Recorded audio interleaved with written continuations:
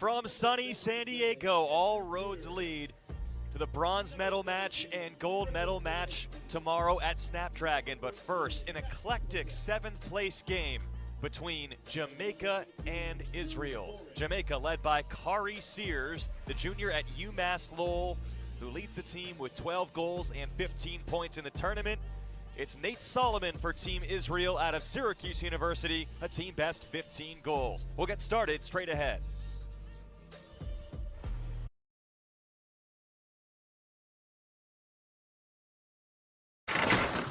And while you're hitting the trail, I'm hitting your cooler.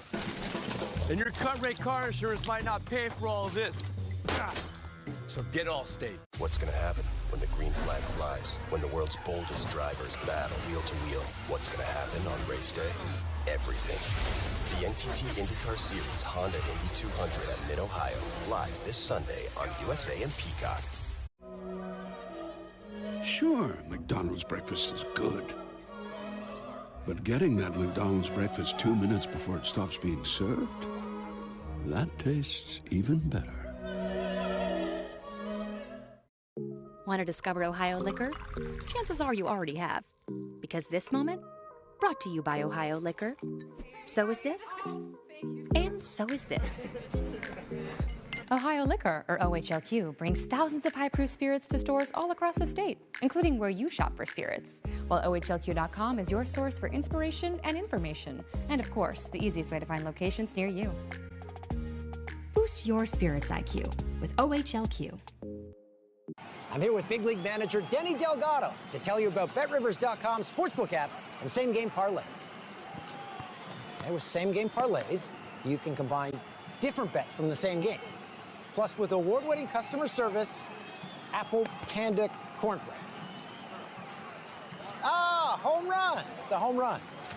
That makes no sense. You make no sense. BetRivers Sportsbook app. It's a whole new game. Entertainment Weekly raves Indiana Jones and the Dial of Destiny is thrilling and a rip-roaring adventure. This is it. Harrison Ford is beyond triumphant as the character he made a phenomenon. Indiana Jones and the Dial of Destiny. Rated PG-13. You are watching the 2023 World Lacrosse Men's Championship presented by Rady Children's Hospital. In a battle for 7th place, the 10 seed Jamaica taking on the 8th seed Israel.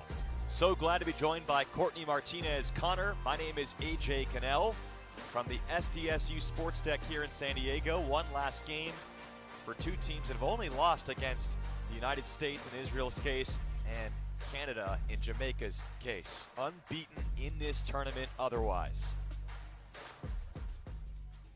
There's something to be said for going throughout your pool play and coming up with some solid wins against great nations. Both Jamaica and Israel, they set a goal. It was attainable, and it is today. 7th place finish or higher today marks who has number 7 and who has number 8. What do you make of this matchup then, featuring Jamaica and Israel, two of the best stories in the tournament in their own respects? I think Jamaica kind of making its introduction to the international stage. Israel looking to keep it going, looking for their 3rd straight 7th place finish. They each have their own individual identities. Obviously, Israel more established, Jamaica still up and coming.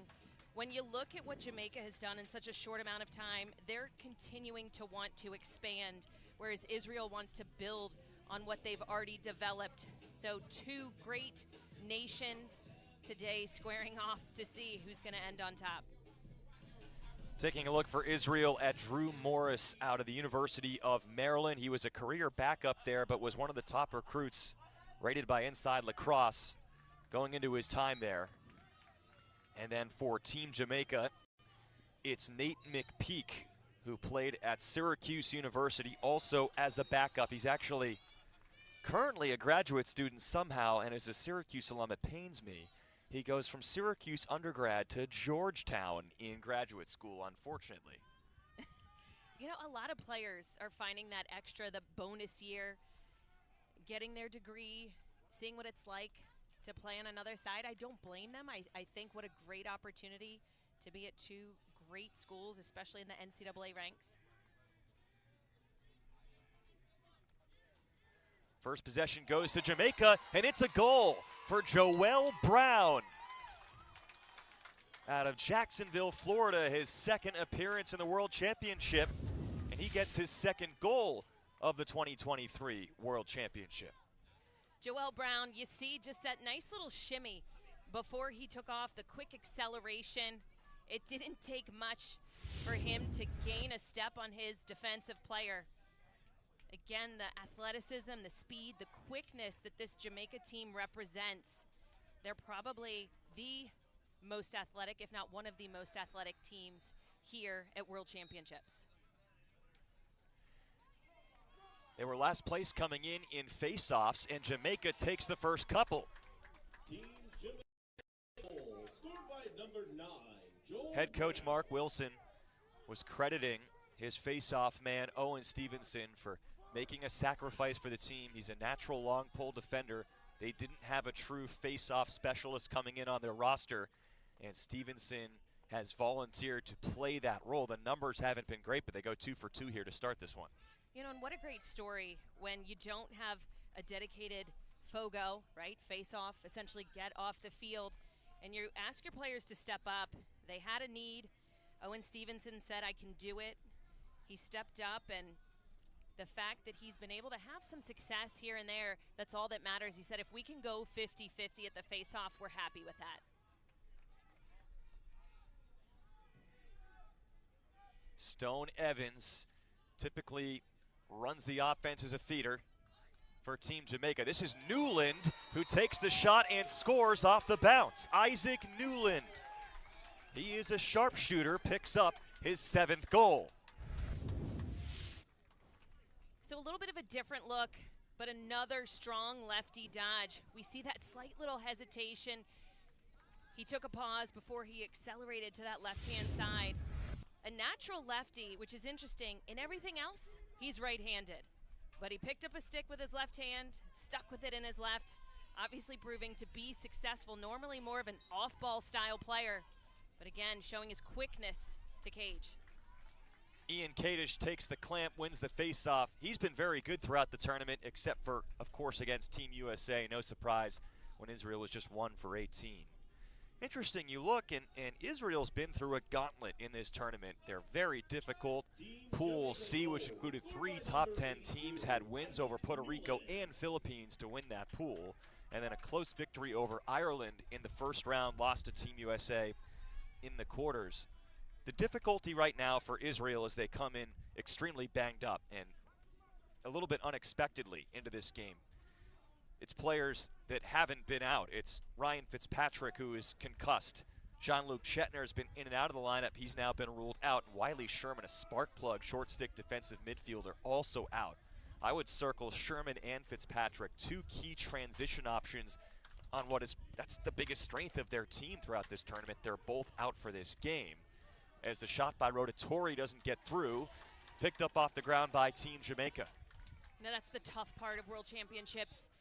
You play a lot of games in a short amount of time, and it's almost who is the last man standing, so to speak, who has the most amount of healthy or less banged up players tend to do the best, who is the most diverse roster, players who have the ability to play both sides of the ball, or in this last instance, be able to take a face-off when you're generally a close defender. Those are the teams that find the success or that are mentally tough and can just get through essentially 8 days of 8 games.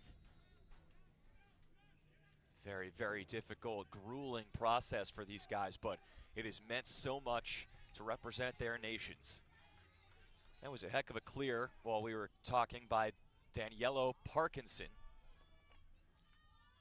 Great short stick defensive midfielder for Team Jamaica. Now it's Joel Brown, already has one. And leaping in the air, trying the shot. That was actually Sears, number 8, Kari Sears. And that was a Kari Sears type of play right there. Now, interesting, when we asked the coaching staff for Jamaica, Mark Wilson, head coach, what we should expect for them offensively, he said what we've seen throughout the entire tournament from just about every team. see what you can get off of dodging the short sticks. Makes a lot of sense. Hunt those matchups if they can. This is thrown away. Try and get a slide and then, you know, eventually maybe find something backside off of ball movement or try and pick out a matchup against a short stick. And Jamaica has really surprised people, Courtney, with how well they have done in all of those facets of running offense during this tournament. You know, the key pushing transition, we've seen anytime you can get a team to slow down, you tend to do a bit better on the defensive end of the ball. Most teams, if they can't push that transition, that little bit of a longer ball possession makes a lot of sense. As Krevsky winds it up, left-hand shot. Because there's no shot clock. There's no shot clock at the international game. You can slow things down as much as you want. Now, granted, the referees, it's within their discretion of when they want to call a potential stall. We've never seen it early on in a game. Generally, that's something in the fourth quarter, maybe even late in the third. No teams are slowing it down that much, but 2-3 minute possessions, that's not abnormal to see. Off of Krevsky's second shot of possession, a race to get to it, and Apelt was closest to it. Well, considering all that, we've been talking about possession clock. Those that have been watching this tournament understand that at this point. What's the mindset now for Team Israel, considering they have some guys that are banged up? Typically, they've been hunting transition whenever possible, but their coaching staff was talking more about extended possessions coming into this game. Hasn't been their nature in the tournament so far, but they need a little bit of a switch on the fly, it sounds like. You know, it's all about what do you have in front of you. And they have less players on the field, obviously, than what they would have liked. So you have to play within the framework of who you have on the field at that given time. And they feel like these longer possessions. Well, they want Krevsky to be aggressive. It's clear, and Krevsky dodges his way to goal. He took 3 shots there, Courtney, and the third time, well, that was the proverbial charm. You know, these longer possessions where sometimes you can maybe put the defense to sleep a little bit. Krevsky, number 48 in white right there, getting the party started for this Israeli national team as they have closed the gap, and it's now just 2-1 in Jamaica's favor. Krevsky gets Israel going. Jamaica a fine start. 2-1 first quarter.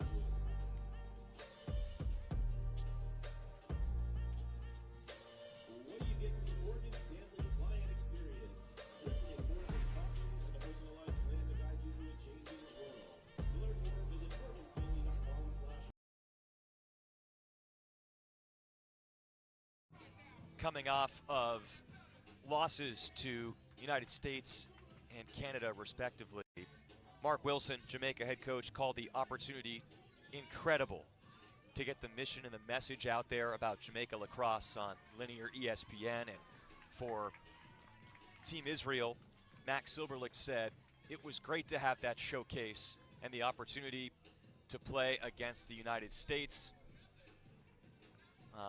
You know, one of the assistant coaches was talking about how the Israeli born and raised players, Ori Bar David and Ronan Abramovich, were soaking it in, going from players who were discovered in gym class and phys ed in school to playing against Team USA. Although Max Silberlich did say that as great as an opportunity as it was to play the U.S., that game wasn't a part of the key mission, really, of this year's championship. Really, this game more centers around that. That's trying to achieve their goal of finishing top 7.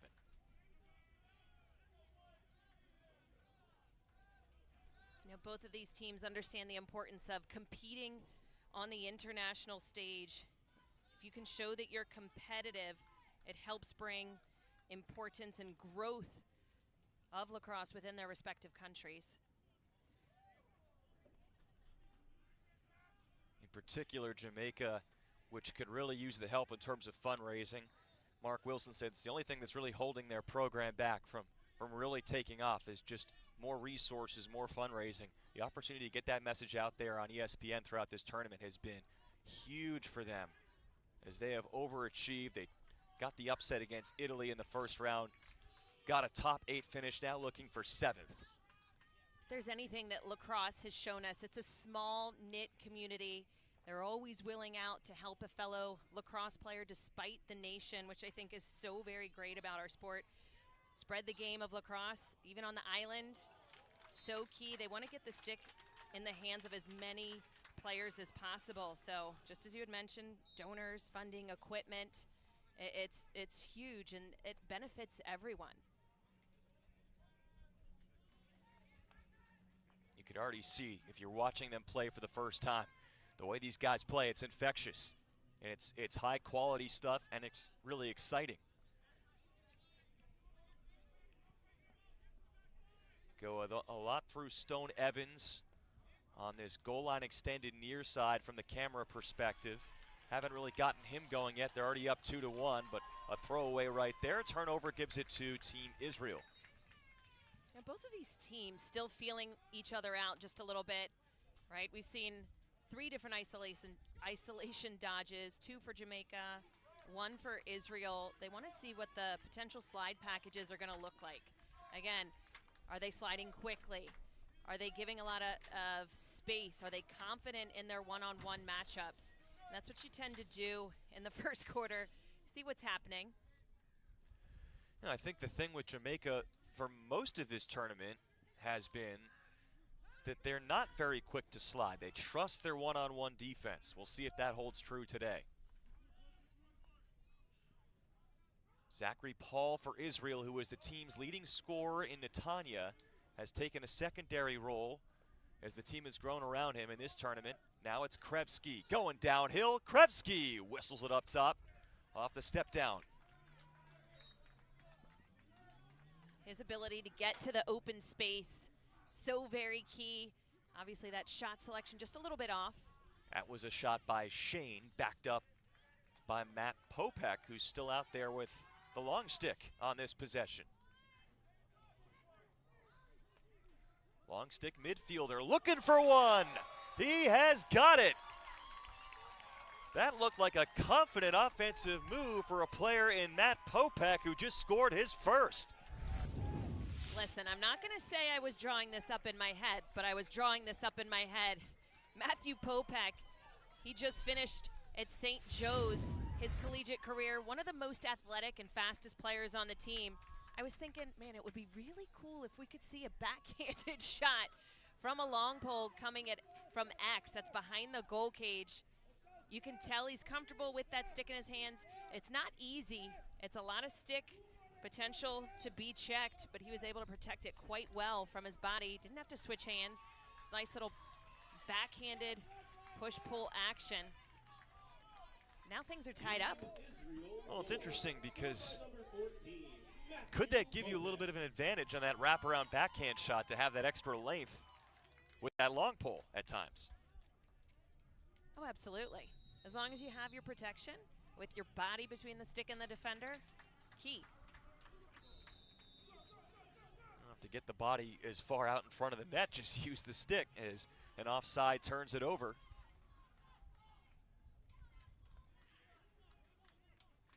Meanwhile, for Israel, their coaching staff said we might see some different defensive looks compared to previous games. We might see some zone. Just in part, I think, to mix it up and be unexpected for the opponent, but also could be somewhat necessary, missing a couple of key defensive players. You know, anytime you can change up what you do on the field, especially from a scouting perspective, you know, you always can create a little advantage for yourself, for your team.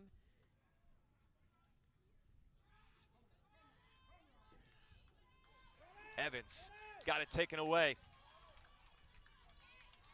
They fight for it, and Evans got it back. Cody's swing had a good check. Now it's Newland, tripped up, loose again, and 2 great long pole plays in a row for Israel, this time Andrew Kruder. Andrew Kruder, number 77, getting a stick out in front of his body. Nice quick little check. Defense that can translate into offense, whether it's making a great defensive play, forcing a low angle shot, and then getting the ball out of the defensive end quickly. Obviously, they're electing to slow things down. This is a part of Israel's game plan. If the run and gun isn't there, take some time offensively. Let the clock do the work for you. Scores tied essentially 2-2, but We like to think of that as 0-0. Yeah, might as well be, but here comes Jamaica off the turnover. Evans off the fake, gets that by the net wide. Whoa, Israel lucky on that last one. They had numbers, Jamaica coming in, a nice little 3v2. Timeout, Team Israel.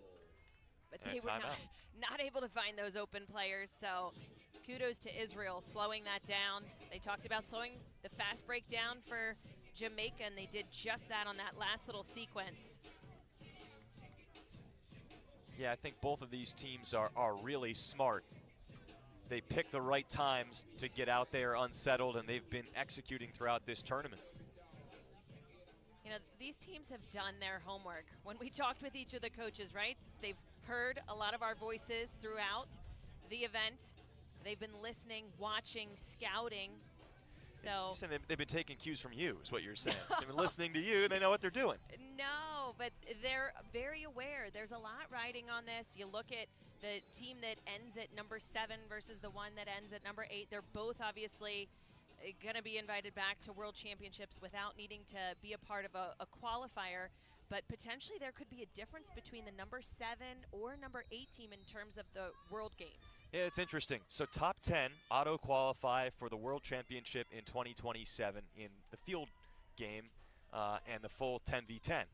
There's the sixes discipline, which is going to become what they're trying to push as an inclusive sport for the Olympics in 2028, and we hope that all goes extremely well. But you have the World Games, which were most recently held in Birmingham, Alabama. Last time around, they chose the top 8 teams.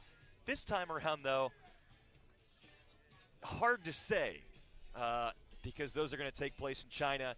And could there be a host plus 7? That's just really speculation coming from us, but it might be things you have to think about, it right? might be something that's in the back of the minds of these players and coaches that 7th place could matter over 8th in that sense, beyond just the pride of it.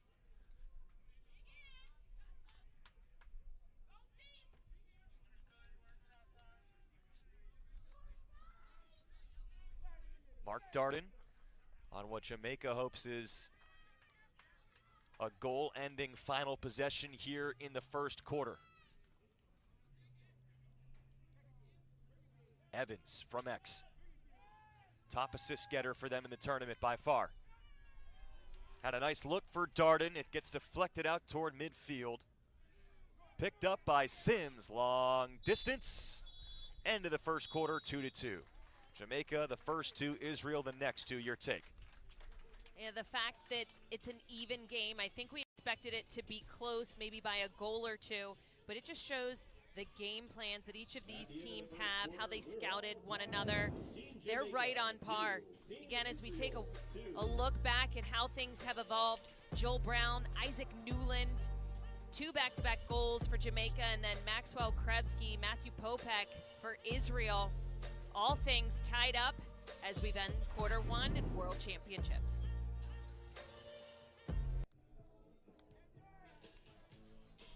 Couple of the great stories in the 2023 World Lacrosse Men's Championship. Israel and their mission to use lacrosse to connect the Jewish diaspora, and Jamaica looking to spread the game further around the world, around their island. And they're squaring off in the 7th place game. AJ Cannell, Courtney Martinez, Connor. Second quarter of action underway. Possession is Israel's, and Ian Kadish, just this game is an entire sigh of relief for him, not having to go up against Erland and Baptiste. And you look at, he's worn a lot of hats for Team Israel. He's not just a player on the field, but he has a lot of responsibilities off the field as well. Yeah, he is the executive director of the Israel Lacrosse Association, and the coaches were talking about there are times when he has to lead and chart a path forward. There are other times, because he's still a player, he's taking directions from the coaches, and he's found a great balancing act between those two things. I was going to actually just say that it was amazing we got through the first quarter with no flags. Didn't last long into the second quarter. I was going to say, you jinxed us if you thought about it. In my head, I jinxed us.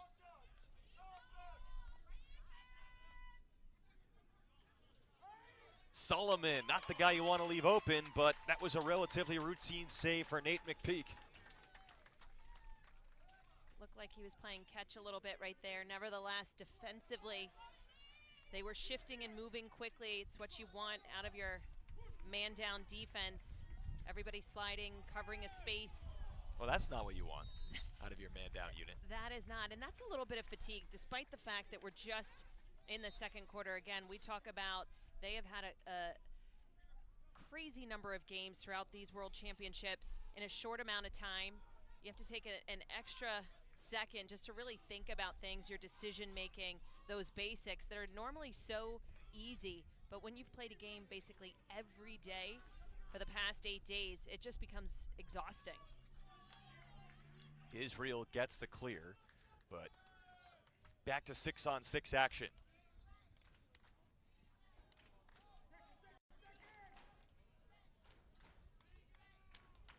Number 30, Robert Shane, is the point guard, according to his head coach of this offense, but like a modern-day point guard should be, he's not all that ball dominant. He's efficient.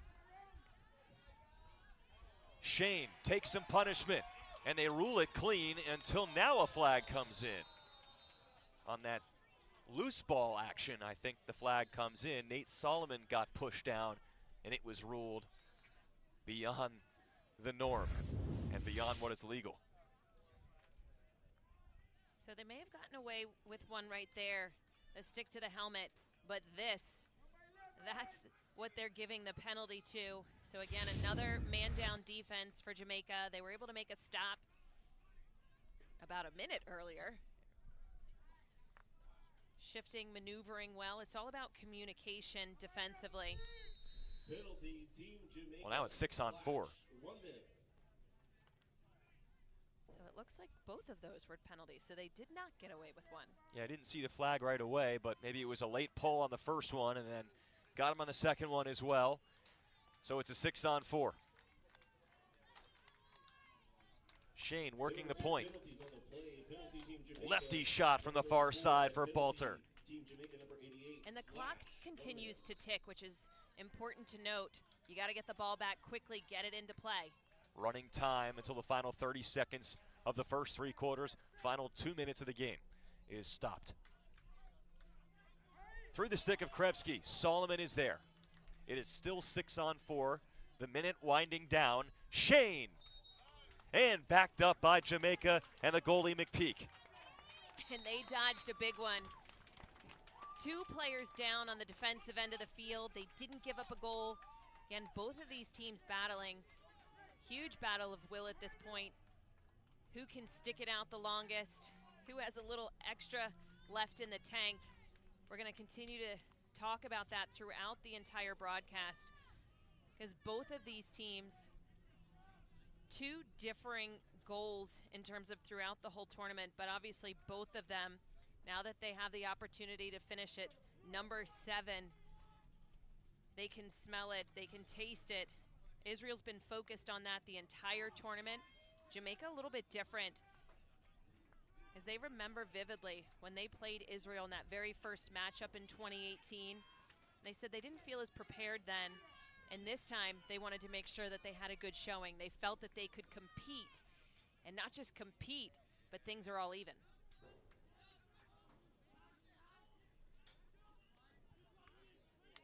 Jamaica scored the first 2. It's been Israel 2-0 since. Newland turning around up top for Team Jamaica. Interesting you mentioned that pool play loss to Team Israel in 2018, as Newland showing off his ambidextrous nature. He had a lefty goal earlier. That was a righty shot. Loose up the field. They call that incidental on the contact involving Krevsky. And Jamaica gets control. I was going to say that since that loss to Israel, Jamaica's only loss in World Championship play was that game against Canada on Wednesday. They're 11-1 in their last 12 World Championship games, the only loss against Canada. So that's clear and marked improvement, and that's what you want to show at the world stage. How are you doing? How are you developing? How is your program changing? And I'd say that is certainly a step in the the right direction. And they don't want to make Israel the only non-Pool A team to beat them in this year's tournament. Both of these teams can stay undefeated against non-Pool A teams. The same story for them. You know, on the Israel side, their only loss coming this year against Team USA. So it's a great selling point to be able to say, oh, we made it through a World Championship, and our only loss was in Jamaica's case, Team Canada, or if Israel wins this game, they'll say our only loss was against Team USA. That's big. Big for their programs. Big for all of their fans back home. Both Jamaica and Israel, they have a lot of pride in their heritage.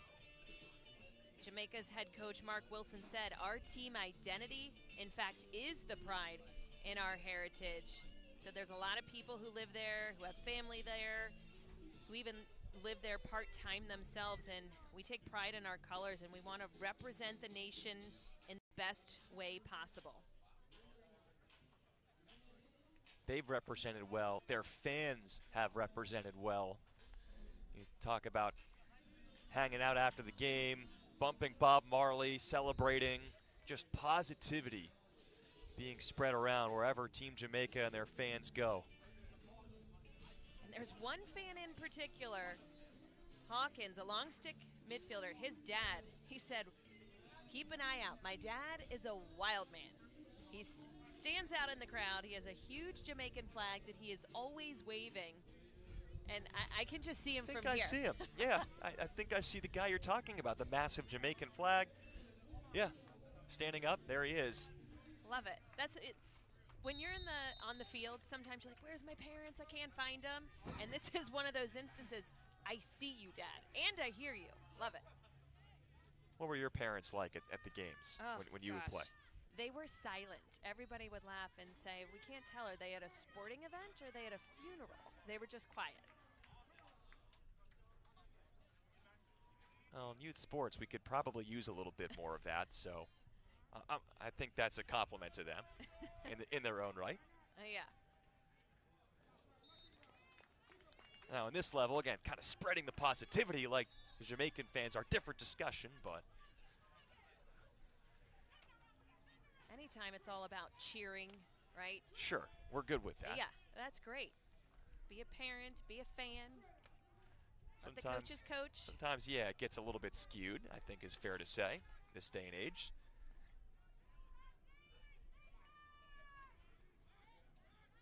This is Parkinson. Great save by Drew Morris. What a world championship he has had. Might have just turned that ball over there. But Drew Morris has been pretty much automatic in net a lot of the time. I believe this is a second, at least, failed clear for Israel. And now Parkinson looking to make up for it. Oh, own goal alert there. Deflected dangerously off a long pole, and now on the whistle, we're going to get a timeout with 7:52 left to go in the second quarter. Scoreless quarter so far. Jamaica and Israel in the 7th place game are even.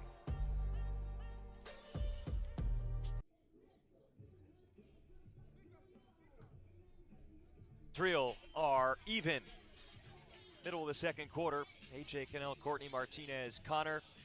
Well, today's officials, Lee, Bryan, Hiroki, Hara, Bradley, Edwards. Want to give them a shout out, as well as the entire officiating roster, which had that great moment being introduced as the 31st team, so to speak, in the opening ceremony. And that's an issue kind of near and dear to your heart, officiating in the game of lacrosse. You know, it's a difficult task. Obviously, we have officials from a lot of different countries. They've all come together, have been able to work seamlessly. You know, every country probably calls things a little bit tighter, maybe a little bit looser, but they've start to get into a rhythm. Off the spin. What a dish and what a finish. Newland was set up brilliantly by Evans. Bringing the ball in from out of bounds. Stone Evans wearing number 12. His eyes were up. He had some big-time vision.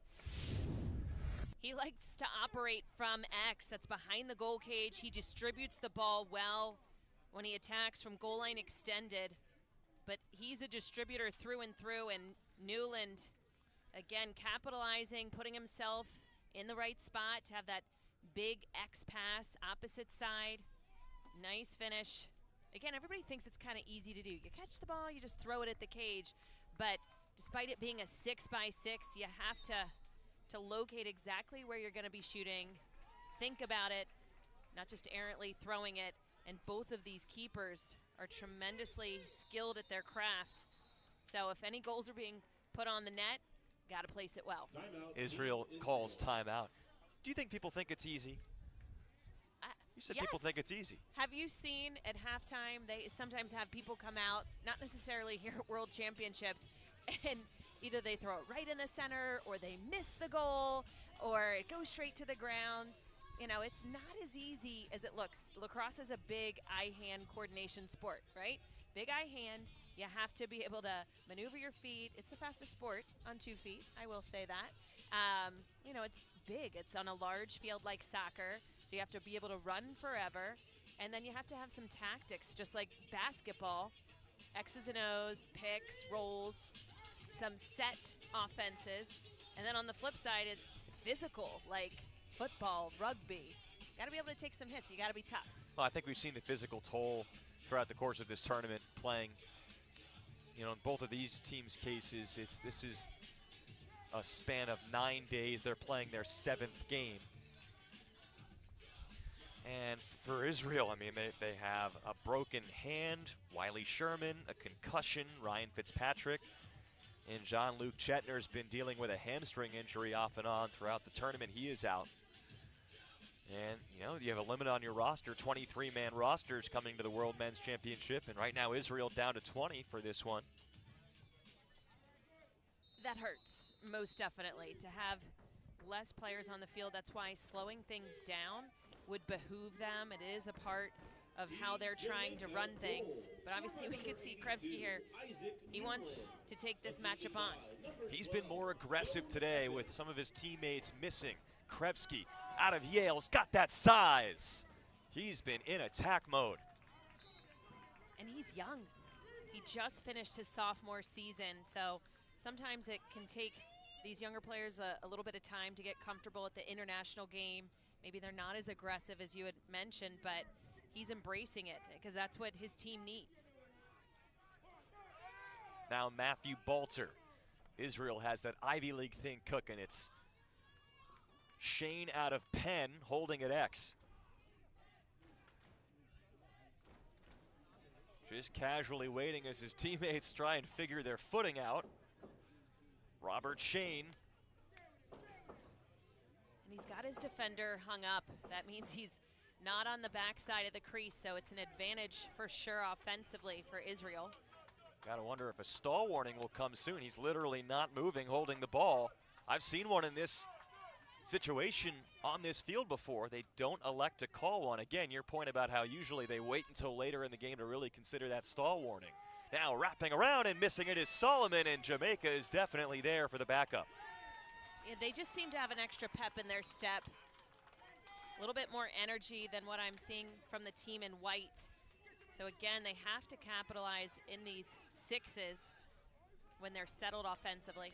And now it's a long pole shot by Diallo, stopped by Morris, always quick on the trebuchet clear. And now it's Silberlicht off to the side. Shane, Israel's been hunting transition the whole tournament. Popek is saved.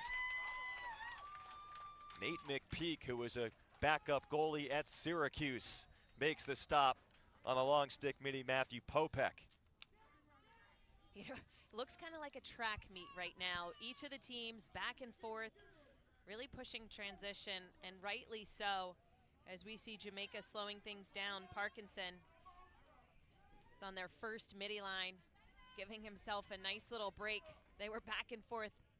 1, 2, 3, 5. Lost count at this point. I want to see them trade some more long pole shots. Let's keep on going what we just saw before there. This is back to the settled stuff we've seen most of the tournament with no possession timer. But we know, of course, this is the right way to go about it most of the time. It's what the situation calls for, right? With the strategy in this tournament, no shot clock. Right, take your time. And every single coach is pretty much, when we ask them keys to the game, they've pretty much said that. even the more transition-oriented teams, for instance, Israel coming into this game talked about being patient, holding possession. You know, we even saw it last night, Canada versus the Haudenosaunee in the third quarter. Actually, a stall warning came on in the third quarter, but I'd say the game wasn't necessarily close, and then it got a little bit closer, and Canada really slowed things down. Number one, because they can. It's within the rules. But they knew anytime that the Haudenosaunee had the ball, they were definitely a threat with it, putting it into the back of the cage, so hold on to it. Sears and Evans are threats. Evans' pass gets knocked up in the air after their two-man game, ground ball situation. Andrew Kruder got it for Israel, went crashing into the VIP area behind the goal. Now Morris throws it over the head of his teammate, and picking up is Popek in the corner.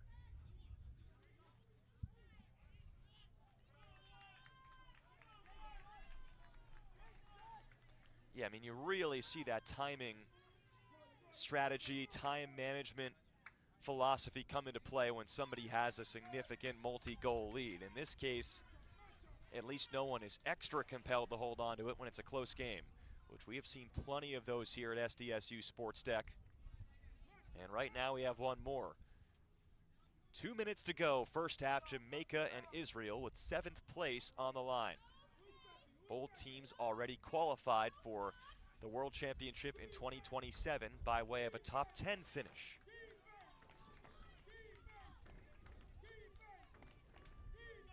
It's the head coach's brother, Jake Silberlicht, who lives in Israel, is from the States, and now he lives in the back of the net. It's 3-3. Jacob Silberlicht, currently the senior director, a big part of developing the sport on the ground in Israel, the Holy Land, but the left side of the field, for some reason in this game, whether you play for Jamaica or Israel, the left side of the field is the way to challenge from. And Jacob Silberlicht, no different, as he was coming around the low side of the crease, just getting that step. Teammates clearing space, excellent. As you look at the movements offensively, when there's a mismatch, anytime you have one, giving that lane to your teammate, the go-ahead. The level of direct involvement in the inner workings of the program from an operational standpoint for Team Israel is pretty much unmatched any other team in the field. You just talked about Jacob Silberlicht, and I gave him a shout for living in Israel and working for Israel Lacrosse. You have Wiley Sherman, Drew Morris, Seth Mahler, all examples as well of players who were born in the States that now live in Israel. And of course, Ian Kadish, who pretty much runs Israel Lacrosse, same category. Time winding down first half. Krevsky dodging from behind the net. Shot is picked up by Rotatori. One more pass toward Krevsky, not enough time. And the ball was loose to close out the second quarter. Close first half of play. The game's usually low scoring with no possession timer. This is pretty much all you can ask for, a close game and an exciting back and forth one between Israel and Jamaica. Jamaica scored the first 2 goals, Brown and Newland, and Israel answering back with 2 straight of its own. Krevsky, followed by Popek with a long pole goal, and Jamaica got one from Newland. Silberlicht, the coach's brother, finishes for Israel. It's tied at halftime 3-3.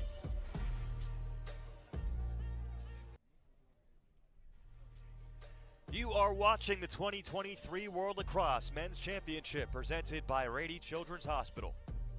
This is the 7th place game from SDSU Sports Deck in San Diego, California. Second to last day of the Men's Championship with Courtney Martinez-Connor, AJ Cannell.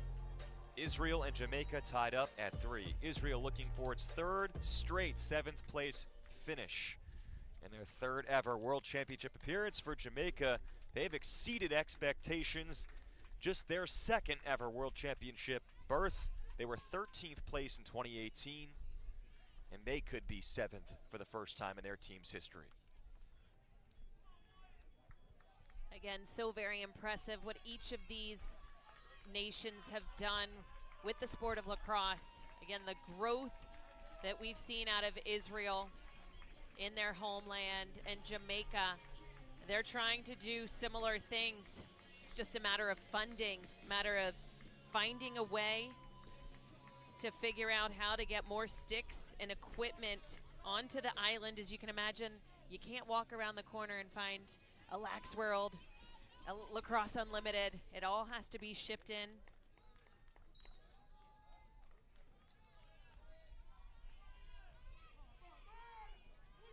That is definitely the biggest challenge of this sport, is that you need the equipment.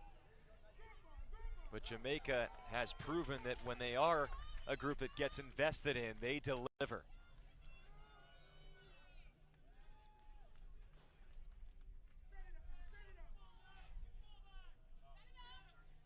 The pace of play is Jamaica is getting their offensive players onto the field. If they feel like they don't have anything in transition, we have seen them take the air out of the ball, slow things down a bit, relax, check their matchup. If the 1v1 isn't going to work, then see about some of their offensive sets. AJ Knox, who played at Hampton, a couple of different Hampton players on the Jamaica side. Josh McLaughlin misses, but if you're going to miss, you might as well miss badly like that if you got to back up and don't let the goalie try and get an easy save. Keep possession. There's an art to that, right? You don't want to miss too clean for the goalie to just take possession back. Oh, absolutely. Either sting the corner or miss it. Yep. And that's another way to not essentially have a stall call with some nice wide shots. If you're shooting, you're not stalling. As Newland's looking for a hat trick, he lost it. It was picked up by McLaughlin again. And again, Jamaica has Stone Evans back there.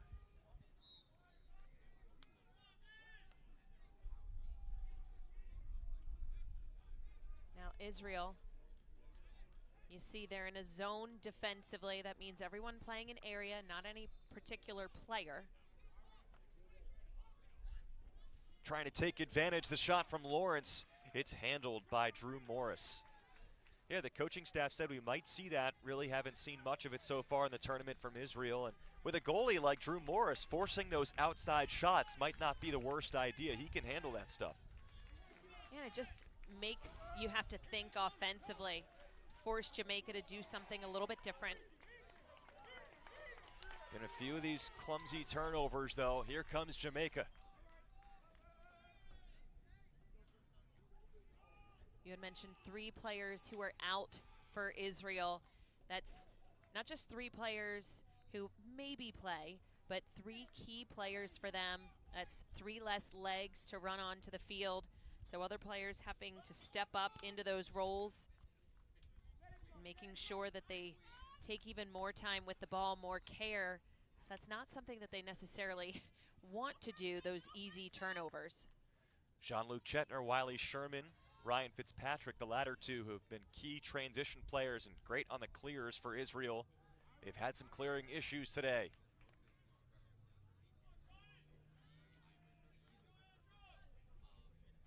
Stone Evans looking for Newland again. He's got 3. This is just a repeat of the first goal of the second quarter. And now it's the first goal at the start of the third.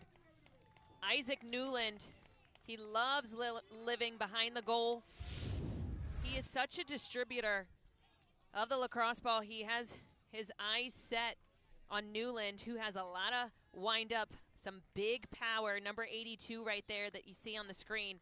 They have quite the connection offensively, and they have given Jamaica this lead yet again. Most of the tournament, it's been the combination of Stone Evans and Kari Sears. We haven't heard as much from Sears this afternoon/evening. Instead, it's been Newland. He's got 3 of the 4 goals for Jamaica. Second time in a row he's been assisted by Evans, who now is up to 9 assists for the tournament. Assisted by number 12, Stone Evans. Stone Evans is a current high schooler, one of the handful of impactful current high school players in this tournament across some different teams. He's committed to Air Force. Number 12, Stone Evans.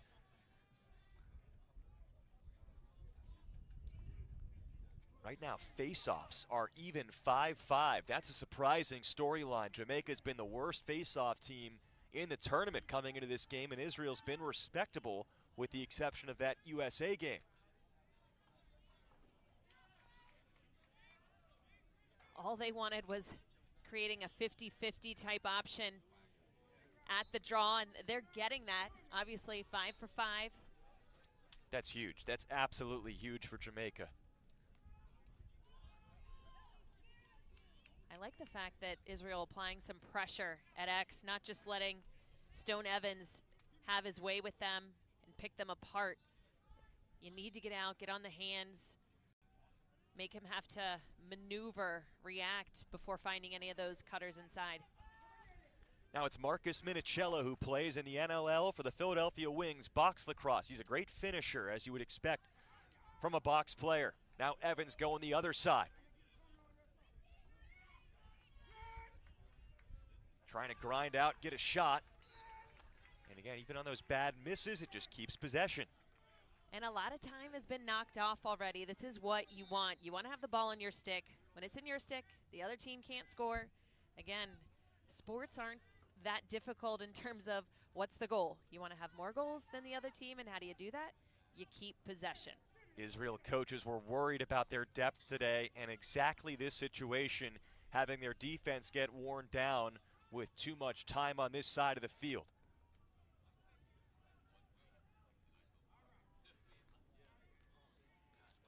One of the coaches likened the international game of lacrosse with the rules very similar to soccer.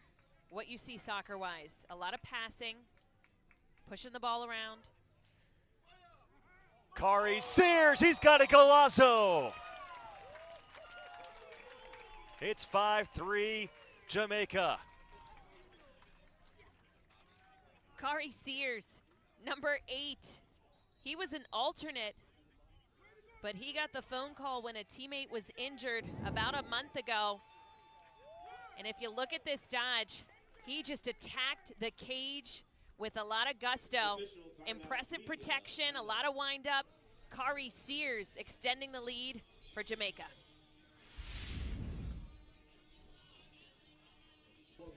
The 2023 World Lacrosse Men's Championship is sponsored by Rady Children's Hospital, the largest children's hospital on the West Coast, ranked among the 10 best children's hospitals in the nation.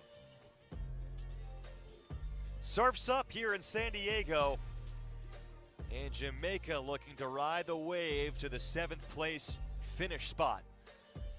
Well, the worst you can do is 8th if you're in this game. Both of these teams making the quarterfinals are the two lowest seeds that got eliminated in the quarterfinals, so they get put in the 7th place game. I think you'd said it earlier that neither of these teams have lost to anyone other than a team in Pool A. The number 1 and 2 teams in the world currently. Obviously, they're going to be battling it out tomorrow for the gold medal match. 4 o'clock from Snapdragon. Team Jamaica gold, scored by number 8. ESPN covering both the bronze medal game between Australia and Haudenosaunee at 1 local time, and then the 4 o'clock Pacific game between United States and Canada. Yeah, something Max Silberlicht, he was pretty clear that he doesn't love in terms of how this event is structured, how difficult it is for a team not in Pool A to finish better than 7th. You think about it, only Japan, which had that massive goal differential in a weaker pool, was able to crack the top 6 seeds coming in to the playoff stage, and then they kind of just get placed in the 5th place game by virtue of where they were coming out of pool play. So if you're following that logic right there, it's kind of convoluted, but it is very difficult. Like we just said, neither of these teams has lost against anyone besides the United States and Canada, but this is really kind of the best they can do. You know, I think your ranking coming in to World Championships as well matters in addition to your schedule. When you look at how you do in pool play, obviously Canada and US, they had a break. They didn't have a game before quarterfinals, whereas other teams, number 3 Haudenosaunee, they did. So again, that kind of back-to-back without an extra rest day, it's a huge benefit for the first and second seed. Jacob Silberlicht already has a goal. Turns the corner, Silberlicht has another one. Flag comes in afterward, but it's 5-4.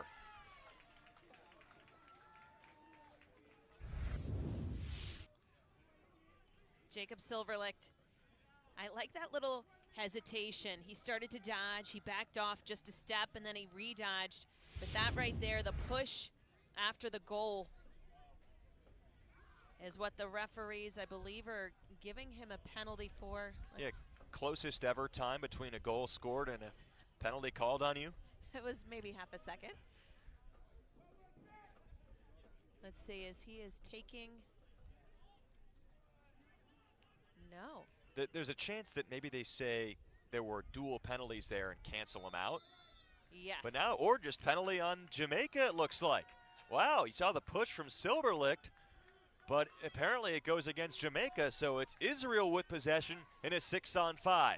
Trying to tie this game. Shane, that one looked like it went, and it was in. It bounced out, but it snuck underneath the crossbar, and Robert Shane has his 8th of the tournament. AJ, Silberlicht was even a little confused. I saw him sitting in the chair as if he had a penalty while this was going on, and then he stood up.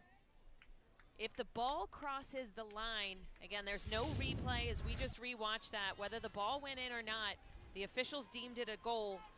So it is a goal for Robert Shane.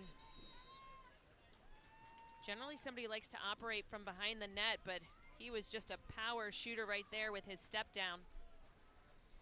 It is so funny because you're so right, and I agree with what Alec Jernstedt, the head coach of Puerto Rico, was telling us about how this can mirror soccer, this international style of lacrosse.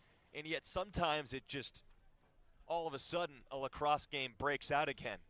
And you get these little bursts of momentum from someone. And you saw that right there from Israel. 2 goals in a row in a short span of time. I mean, that was 2 goals in well less than a minute. Well, with the running clock, it was about a minute. But in terms of actual game action, if it weren't a running time format, you would be right. There's no doubt. And lacrosse, it's a big momentum swing. Whether it's just the action of the players on the field or penalties, as we just saw. They can make a huge difference in a game. You want to try and obviously commit as little as you can throughout a game. You don't want to have a lot of penalties rack up, give the other team a lot of extra man opportunities. However, on the flip side, sometimes there's such a thing as a good foul. Like when someone's going to the goal, you're down to that last defensive player. There's a good foul in that situation. So you want to try and stop any type of quick, fast break opportunities. Dead ball situation, usually, though, not a good time for a foul, and we just saw that. It was kind of hard to determine what exactly was going on there. It looked like perhaps offsetting penalties were going to happen. There might be a foul on Silberlicht. As you said, he was even kind of confused. It turned out they called it against Jamaica. Israel comes right back, was given possession with the penalty being called, and got their 2nd in a row to tie this game. Some much-needed momentum. Jamaica looking for the response, but that errant pass goes back toward the midfield line. And it's an over and back.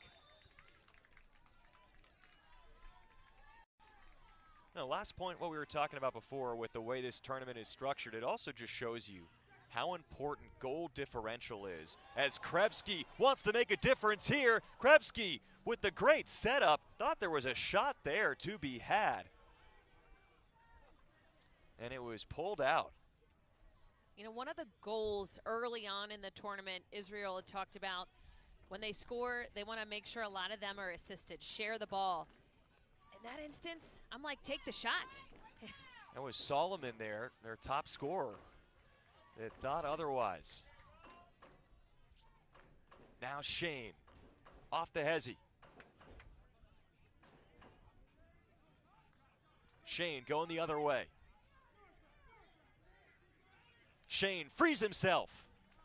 He's an electric dodger out of the University of Pennsylvania and the Bullis School.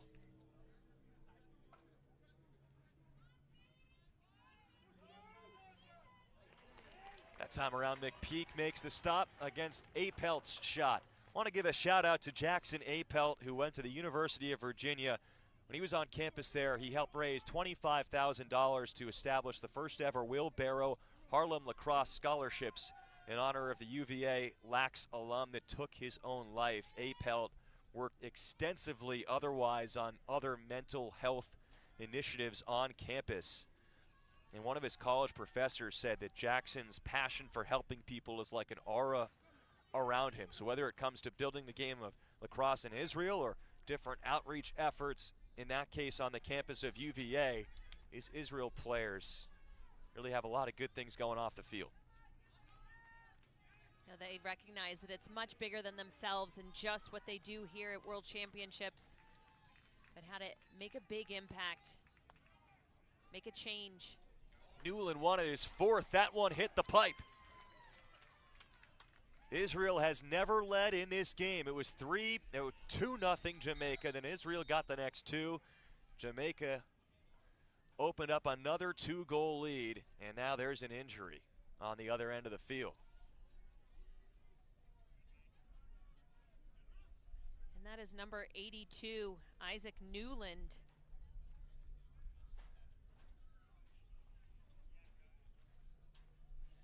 Well, from a lacrosse perspective, that's the last person you want to see down right now for Jamaica. Already has a hat trick today. He is key to the offensive efforts out of Sleepy Hollow, New York, and High Point University. As we take a little look right here. Look like that little tripping action hopefully just gave him maybe a slight Charlie horse, and it's not something more serious. As he was going to take a shot, it was the stick of the Israeli defender that kind of caught the back of the foot, caused him to trip up a bit. There have been some discussions about the playing surface on other fields. This is natural grass here. Very nice playing surface at SDSU Sports Tech, and it looks like Newland might just be okay. He's walking off without much of a limp.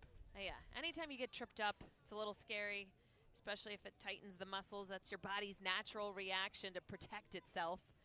Sometimes all it needs is a stretch. Obviously, hope it's nothing more.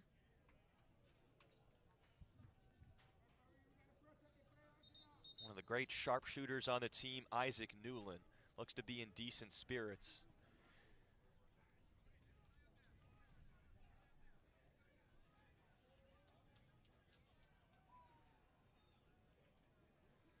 There you see front and center, number 44.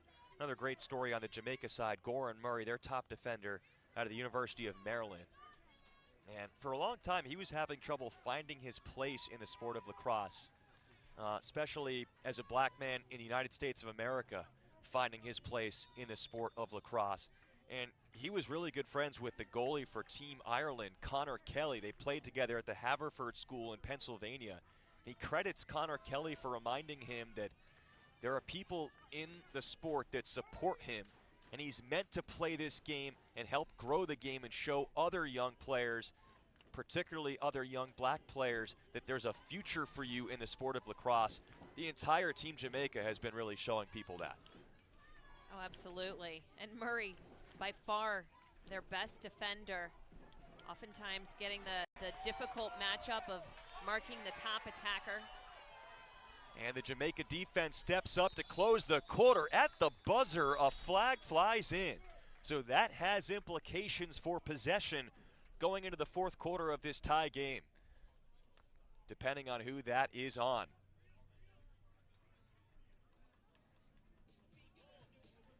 Looks like we have a 1-minute penalty on a slash, and we'll sort that out going into the break, or on the other side. Jamaica led 5-3, their second half with a 2-goal lead. Kari Sears dazzling, but Silberlicht and Israel responding. Tie game going to the fourth. Here's what the infraction was going into the end of the third quarter. The worst time to commit a penalty. The quarter was over anyway. And it was Nate Solomon, number 11 for Israel, who gets called for a 1-minute slash there, hitting the long stick midfielder Antoine Campbell of Jamaica. Some Syracuse on Stony Brook crime there. And in the penalty, quote-unquote, I don't know what to call it, penalty box, it's not a box, for 1 minute is Nate Solomon. You're sitting in the sin bin, right there. The sin bin. In the chair. The sin bin, I'll always opt for calling it the sin bin. I'm good with that. But just as you had mentioned, it's not something that you want to give up. I get it, you're upset. Again, decision-making as you are more and more tired. So that kind of goes out the window. You have to take an extra little second to think about things. Is this really what my team needs at this moment? Well, that's what Israel needs on the man down. Spolansky with the ground ball. Griffin Spolansky, who cracked the 2023 Forbes 30 under 30 list in the food and drink category. He's the co-founder of a plant-based protein bar called Mezcla. I don't know if I'm saying that right, but pretty cool idea. Makes the Forbes 30 under 30. Griffin Spolansky on Team Israel, one of their top defensive players. They're going to run out this man down with the ball if they can. Silberlick being matched up on by Channing Thomas. And now Solomon comes out, and it's back to 6-on-6. In these close games, running time format, this can go pretty quickly. Every possession gets so meaningful late in the game. Great save by McPeak. He stopped a pelt. You can see the athleticism, the physicality, the aggressive defenders, and the speed that these Dodgers are able to generate from almost a standstill quick. You have to appreciate what they're able to do on the field, not just from an athletic standpoint, but with the stick in the hand as well. Again, we're an eye-hand sport. They have both sides moving, your arms, your legs, oftentimes separate from one another. The Lacrosse Rastas of Jamaica against the togetherness and biyachad of Team Israel.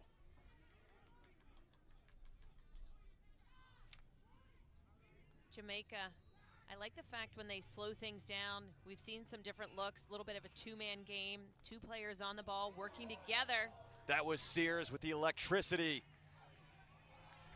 And escaping Minicello, potential trouble, resetting it.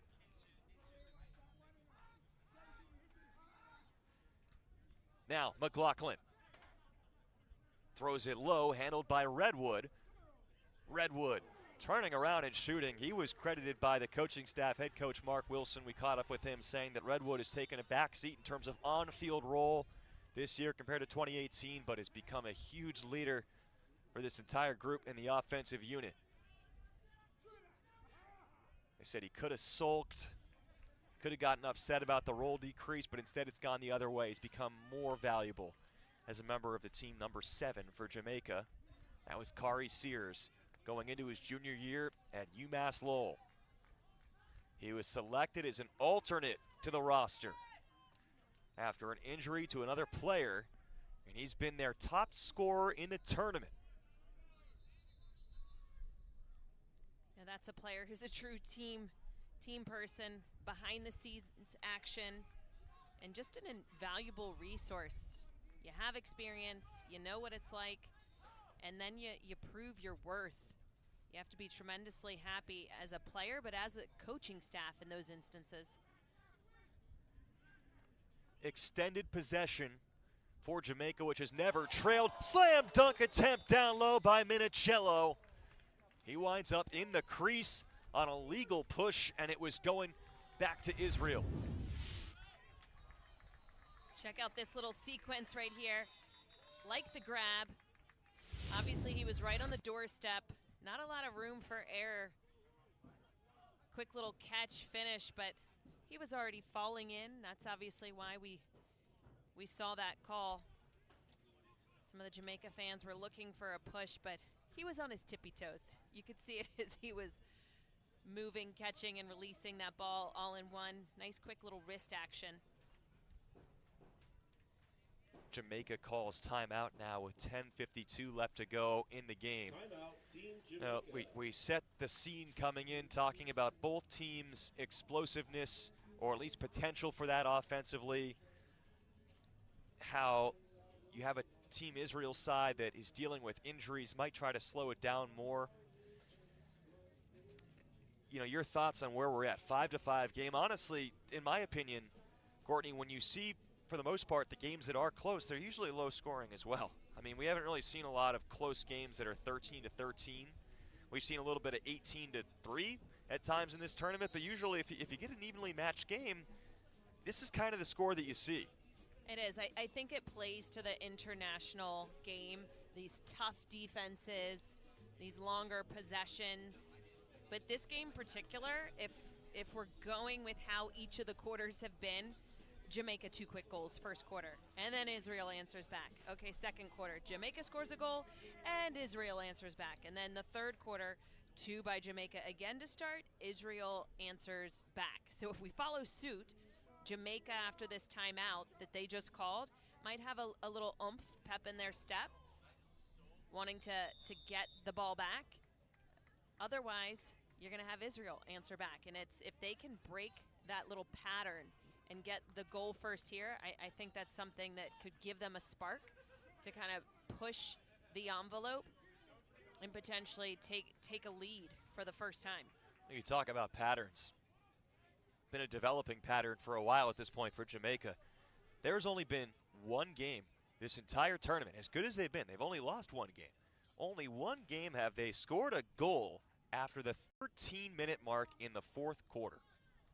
Do you believe that? It's true. And it was only against Switzerland, which they won 10-5. They've managed to hold on to leads for dear life and win a lot of these games, but they have not been a goal-scoring team in the fourth quarter. Krevsky upstairs, backed up easily by Israel. Well, that's not a good statistic for them to have here in the fourth quarter when it's tied. Scored a total of 5 fourth-quarter goals in the tournament. And again, just only one game in which any of those came after the 13:20 mark in the game. But maybe today is the day as Jamaica and Israel vie for 7th place. Robert Shane setting things up for Israel, jumping, trying to fight that one through. Race for this one as it goes out just barely, backed up by Solomon and Israel. Channing Thomas, number 4, striding it out. That was some quick reaction for him as well, almost getting there in time. Again, the athleticism, the speed, the quickness that Jamaica displays. He was well behind Israel as they were running that ball out, but it's when the ball goes out, who is the closest at that instance, not who can get to the end line the fastest. Silverlicht is leveled. My goodness. Parkinson got Olivan. He recovers, and Shane is stopped by McPeak. Tremendous defense. Obviously, Silverlicht, once he got rocked, he was ready to initiate that dodge, move it quickly, but an even better save on the defensive end. This is a true battle. Back and forth, Jamaica and Israel. It's going to potentially come down to who has the last shot, who has a little bit of gusto left as this game winds down. Good to see Isaac Newland back out there after he was shaken up before. Number 82 back in the game, has the hat trick for Jamaica. Now Tanner Sims out of Flagler College in Florida getting a look, number 11 on this offensive possession. Gets the pick by Darden. Tanner Sims has some room, leans into Silverlicht. He sets up Minicello, and let's wait for the call. Looked like it went, and that one was called a goal. A late call from the officials, wanted to make sure, but it did go, and Jamaica retakes the lead. Sound of a Gilman goal. Marcus Minichiello, a great crease attackman. Knows how to finish in the game of box lacrosse, plays for the Philadelphia Wings. And he puts Team Jamaica back in front off the post and in. Well, Jamaica must have heard the commentary on the fourth quarter goal production pretty quickly afterward. First of the day for Marcus Minichiello, and his 6th of 2023 in the World Championship.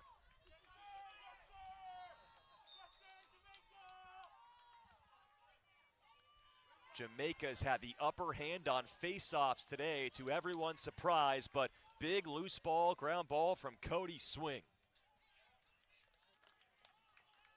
Much needed possession off of that face-off. The face-off has been pretty even throughout, but with Israel being down a goal here halfway through this fourth quarter, if they can tie things up here and slow this run down that Jamaica just went on, this first goal, not allowing them to get back-to-back goals, that's going to be key. It's what they've done each of the quarters. Key offensive shift being taken right now by Ori Bar-David, one of the 2 native Israelis on the roster, number 53. Flag flies, delayed penalty. Solomon dodging from X. He's got it. Nate Solomon reties the game. Nate Solomon, a product out of Syracuse. He is the absolute alpha on offense for Israel. We saw him take that step. Nothing fancy, just powering through to his strong side. Coming around the cage, played previously not just for Syracuse collegiately, but the Cannons in the Professional Lacrosse League. Player out of Georgia. For any of these players from non-traditional areas here in the States, there's a path. There's a path. Whether you live within the U.S. or you happen to be on a small island. So true. He was the first high school All-American for lacrosse in Georgia State history, Nate Solomon.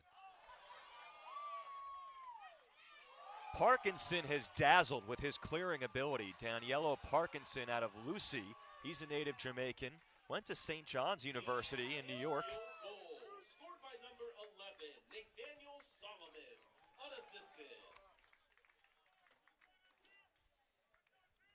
So it's 6-6. That's now the 4th tie of the game. Previous ties at 2-2, 3-3, and 5-5. But Jamaica has never trailed.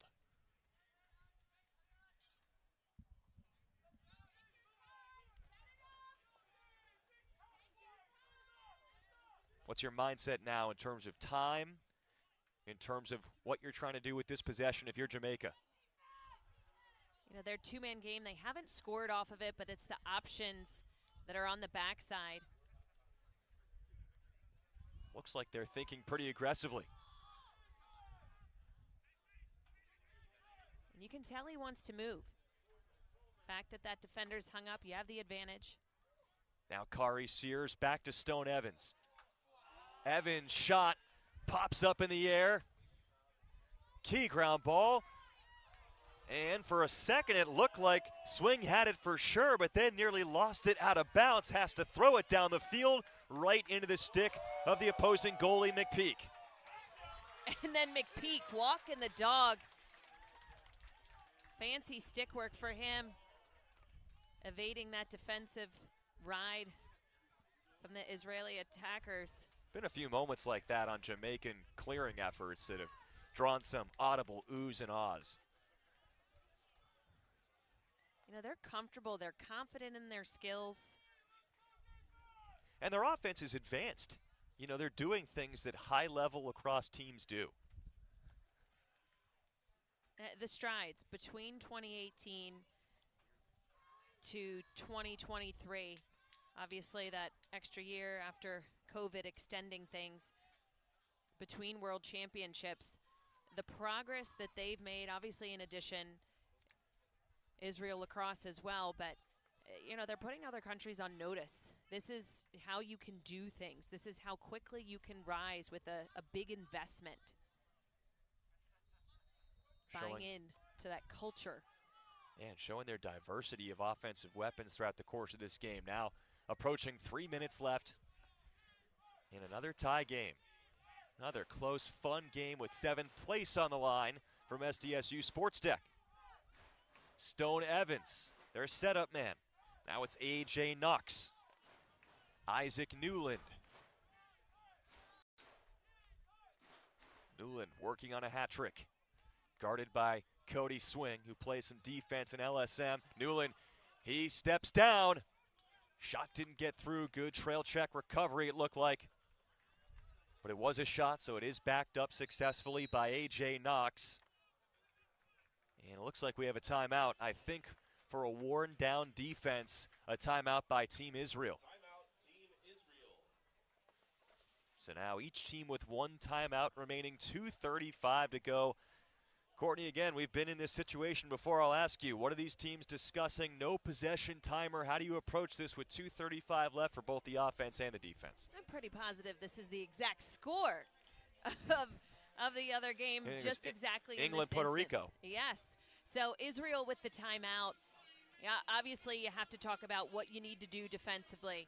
They want to pack it in right now, but not give up anything easy to the inside. And they also want to talk about what they're going to do offensively. Anytime you don't have to call a timeout as you transition the ball out, not giving the defense time to set up.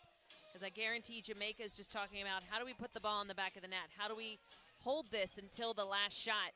So they're thinking positively. What do we need to do offensively? Not talking about defense at this point. But Israel can ideally make a stop, transition to the opposite side, and already have an offense set in place. But then they also are talking about, okay, if we score, then what are we doing? Or they score. It's a lot of things going on. But both teams have an extra timeout to use if needed. But anytime you don't have to use another one and can get the players on the field tracking back and not very aware of what to do defensively, that's key. But packing it in, that's most definite. Yeah, you called it the other day in the England-Puerto Rico game, or it wasn't England. Who am I thinking of? There's a lot of teams. We've had so many games. There's 30 teams. It was Ireland versus Puerto Rico. Duh. Puerto Rico losing to England in the first round and then beating Ireland. When you called it in a timeout when Puerto Rico was on defense, and as you said, they could go over the comprehensive strategy, kind of unlike Ireland. They wind up getting the stop, not calling timeout, and taking Ireland by surprise a little bit, and then scoring down the other end. So we'll see. It's a little different today because of how I think Israel, these depth teams are a little tired. a little more tired. Wouldn't be surprised if we see some more timeouts. Regardless, tie game, 2:17 left. Newland lost it. Got to go retrieve this. He does. Once we hit 2 minutes, it's stop time rules in effect. But there's no need to go out and pressure and play a lot of chasing. Couple of dangerous passes. They're just holding the ball. Hold the ball. Wait till there's a good time to challenge. Do not try anything that's an okay look. Off the box, Lacrosse-like swim move. That is in. Tanner Sims gets it done and takes the lead for Jamaica. Tanner Sims, he had some separation from his defensive player. There's still a lot of lacrosse left to go, but Tanner Sims giving the lead to Jamaica off of that nice little bouncer, mixing up the shot selection. We saw him assist the last goal, this time the go-ahead goal for Jamaica. If they can win this face-off, that would be huge. Tanner Sims gets his first goal of 2023 in the men's championship. It could be the final goal that Jamaica needs. Ian Kadish takes the face-off. He is rushing toward the goal, but instead, he didn't like the numbers there, and Israel calls for time. They'd rather set up their offense. What do you make of that decision? Kadish, he had some momentum, but he might have been in trouble. He had a lot of people converging on him. You know, Kadish, he's a captain. He's a leader. He's got a lot of energy on the field, kind of a jack-of-all-trades type player who gets the job done. It's a tough call as a coach. I mean, we've seen it happen several times, especially in the collegiate game where a coach calls a timeout and the player scores. It's kind of simultaneous. But if you want to make sure that you're drawing up a special play, and this is what you've worked on in a need-a-goal type situation, a minute 40, that's a lot of time to play with. If you don't call it, then you're saying, why didn't I? I just think he had too many people in his way.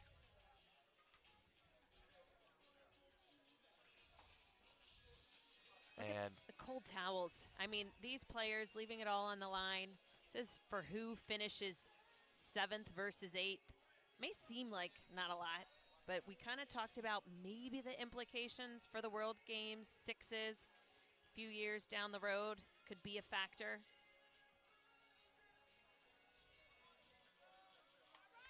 Yeah, the potential could be that both of these teams get into the 6s World Games, but there's an outside scenario where perhaps only the winner does. It's kind of more speculation, but something to keep in mind. 1:40 left in the game. Israel utilizing the timeout after the executive director of their lacrosse organization, Ian Kadish, who coaching staff complimented for helping run the organization and laying his body on the line for the organization and the program. Got the face-off. Timeout call. Now Israel sets up offense. A short-handed team looking for their 3rd straight 7th place, but they're down late. Krevsky gets the shot off, misses high. Israel backs it up. They can go now to Shane working from behind the cage. He'll take it out beyond the goal line. 1:20 left to go. No timeouts left for Israel. Shane gets the corner, gets the shot. He misses it. Backed up by Apel. You know, I like that Popek is out there yet again with the long pole. Interesting decision in this late clutch time situation coming off the timeout. He had a wraparound goal earlier on a dodge from X with the long pole. Now Krevsky spinning, stop and start. Krevsky shoots, it's in! Krevsky ties the game!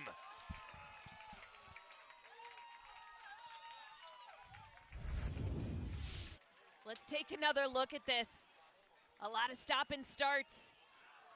Slides a little bit late. Krevsky knows what opportunity is in front of him. He sees the lane. He is not afraid of playing in big moments.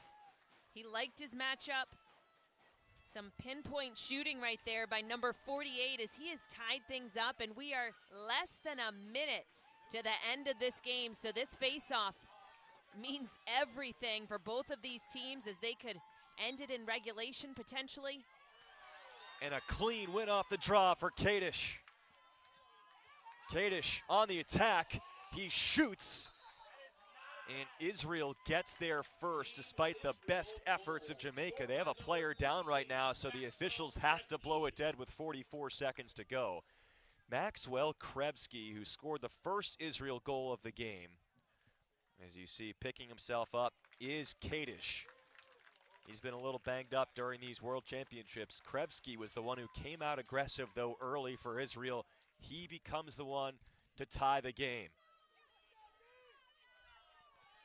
A slow walk-off for Kadish, who gets 2 clutch face-offs in a row. And now I saw something come in. So the head coach, Max Soberlicht, was irate. He took his hat off, threw it, and was screaming. And then a flag came in, maybe on an offside or a too many men, something of that nature. I'm not sure, but it looks like it would have to go against Jamaica because I think it was something that was called to the officials' attention by Israel's head coach, Max Soberlicht. This was all going on while Kadish was limping off the field. And I just see 5 defensive players out there for Jamaica. I see a defender who's sitting in the box.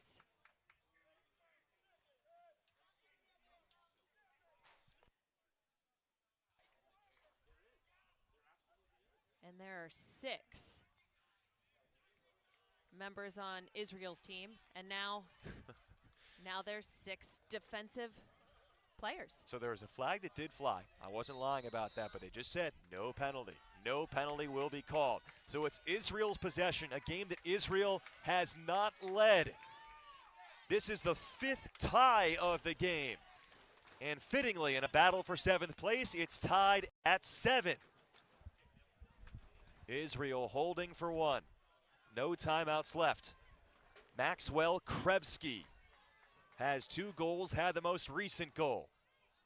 Silberlich gets tangled up there. Now here comes Krevsky looking for the lead. His shot is a miss with 8.9.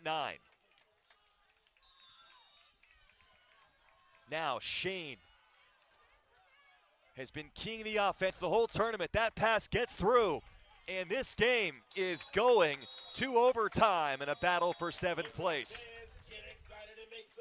I'll tell you what, you couldn't draw it up better than this. Back and forth game, every single quarter. Jamaica has struck first. Israel answers back and forth, and we are going to continue on to some bonus lacrosse. The 10 seed Jamaica, the 8 seed Israel, both playing their way into the 7th place game.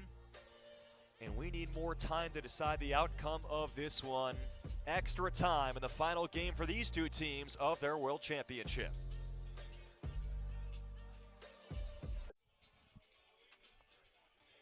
Israel and Jamaica tied at 7 going to overtime. AJ Cannell, Courtney Martinez, Connor. Let's take a look back at what unfolded, what got us here to the overtime. This has been a back and forth game the entire way. This 7-7 tie is the 5th tie of the game. That was Kari Sears ripping one home for his lone goal of the day. Isaac Newland has led Jamaica with 3 goals. Jacob Silberlich, who had not scored a goal coming into this game, has 2 so far for Team Israel. So some surprise or semi-surprising scores. Robert Shane, a key goal in the second half. Shane saved by McPeak right there. And that was a clutch goal put in late from Minicello. Wraparound goal from Nate Solomon. Tanner Sims with a great swim move into a goal to take the lead with less than 2 minutes to go. And then Krevsky with the tie-in goal, 53 seconds left. And so 4 minutes on the board. Sudden victory format. Next goal wins. Overtime between Israel and Jamaica. Neither team is allowed to call timeout during the overtime. If the 4 minutes expire with no goals scored, you put 4 minutes back on the clock. Loose ball picked up off the draw by Joel Brown. Now it's lost again. 50-50 ball to open overtime. Dangerous for Israel. It's picked up by Parkinson, lost again. Again, a dangerous spot for Team Israel. Cody Swing has the beat on this one. Who's gonna get this to start overtime? Stevenson, the original Fogo, who took that with the long pole. Newland has it. He escapes trouble, and eventually Jamaica settles it down. Nearly a 45-second battle off the opening faceoff. And that just took a lot of energy. All of these players, you see some of them hunched over. That was a battle, obviously, to come up with this big-time possession. But the thing is, Jamaica has the luxury now of some substituting. It's tougher for these Israel players. You don't want to get into a mismatch, a subbing issue. So it is what it is. They're going to have to tough it out through this defense. So advantage Team Jamaica. Next goal wins. Swing forces the deflection. Cody Swing. Krevsky fighting for it. He was pushed from behind, it looked like. And yes, a loose ball push. Israel gets possession. It was close to a situation where Krevsky was illegally covering the ball. Did that occur before the push, but the push gets called. It is Israel's possession. Krevsky Dishes to the long pull, looking for the winner, Matthew Popek. And now a flag comes in. Illegal procedure on Jamaica.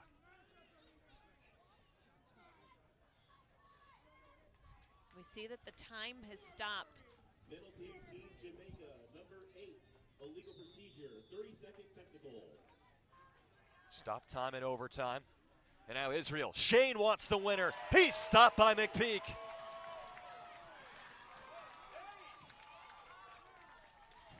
Calm, cool, and collected inside of the goal circle. You look at the net keeping of Nate McPeak, born in Jamaica, immigrated to the United States, and that was a big-time save if you've ever needed one for your country, as they are looking to get the ball safely into their offensive end so they can start their offensive set, generate some key transition. McPeak went to Chula Vista High School nearby San Diego, as checked on his way through was McLaughlin, and Israel back with it. Andrew Kruder helps the clearing effort.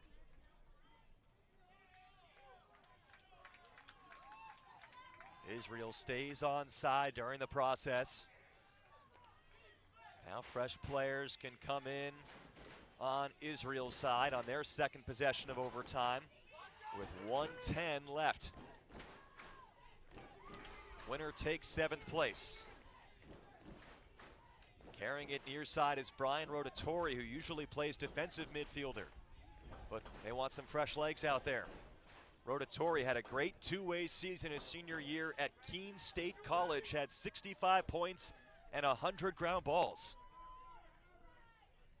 And now smartly here, Israel is going to hold as long as they can, not give Jamaica a chance for an answer, but a stall warning has been put into effect. You must keep it inside the offensive third. Rotatori from X. He wraps it around, and Israel wins 7th place. The game winner by Brian Rotatori.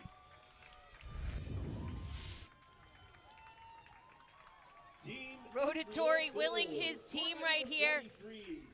That's a one-on-one that he just carried Israel on his back. Confidence as he took that one-on-one, designated Israel with the 8-7 win. Most importantly, that number 7. They checked another box, hitting that last goal that they came to World Championships to receive.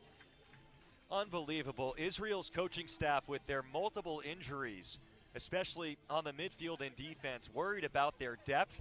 In overtime, on one of their first offensive chances, they put in a defensive player who, albeit was a two-way player in college, and Rotatori, he executes an X-dodge for the game-winning goal. His 3rd point, first goal of the tournament. The depth ends up winning it for Team Israel. Jamaica exceeds expectations in their 2nd World Championship, finishes in 8th place. Still a remarkable achievement, but for the 3rd straight time, Israel, all 3 appearances in their history in the World Championship, they finish in 7th. Impressive, Mark. Anytime you're able to say, we got the goals that we came to achieve, you have to be proud of what you are doing. As the coaches talked about, that diaspora. I'm trying. They're trying to reconnect the Jewish people, the diaspora, to their state with the sport of lacrosse.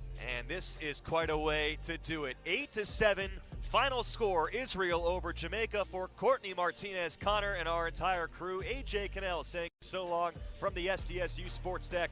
Israel takes 7th place.